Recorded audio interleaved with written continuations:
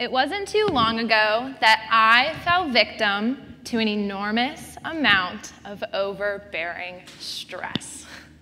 I mean, don't we all at some point? My stress derived from being a 3-sport athlete, a part of 6 different teams, doing multiple activities, not getting enough sleep, not eating right, maintaining a 4.2 GPA, and I was doing what every other high school senior does. I was writing what seems like, no, not what seems like, what was 1,000 college and scholarship essays. And during this period of stress, I just kept telling myself, I was like, Erin, this isn't gonna last forever. Just write your paper and go to bed. Like, it'll all go away sometime. But one day, I got tired of waiting for it all to disappear. I decided that I was going to become proactive and make it disappear myself. It was at that very moment I decided to leave my satisfaction. Being the awesome AP Calc student that I am, I came up with my very own formula to change myself. And I did this in hopes to find a newer and better satisfaction. But first, what do I mean when I say leaving my satisfaction? Isn't the main goal in life to try and attain it? So why would I want to leave it? Well, the answer is simple.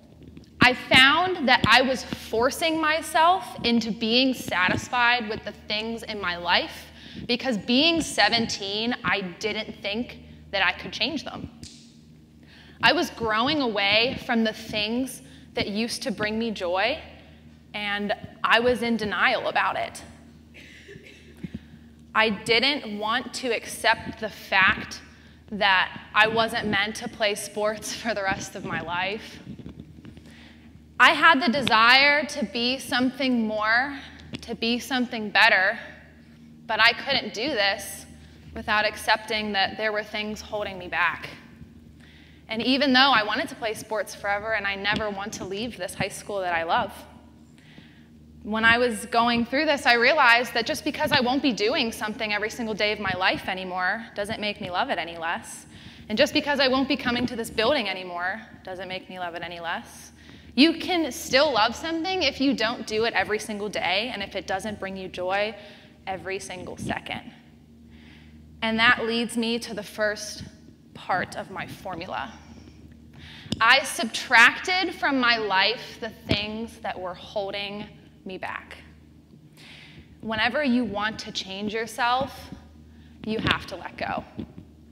When we talk about new beginnings, people often don't realize that new beginnings are another beginning's end.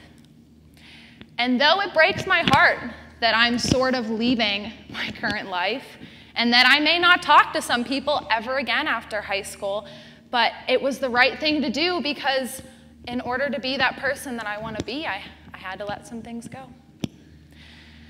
I then came up with the second part of my equation. I had to replace the things that I let go. And when I was going through this stressful dilemma, pun intended, I realized that all it takes to change yourself is not a vision, or a plan, because I certainly do not have a plan, or a goal. All it takes is adding new things to your life. When you experience things out of your habit, you gain new perspectives, which can often lead to different outlooks on life. The world is so big that humans, we are often so naive because we don't go out and experience it. It's because we are so obsessed with this thing we call our comfort zone. You cannot just exist in this world. You have to live in it somehow. And if you want to live in it, you have to get out of your comfort zone and you have to leave your satisfaction.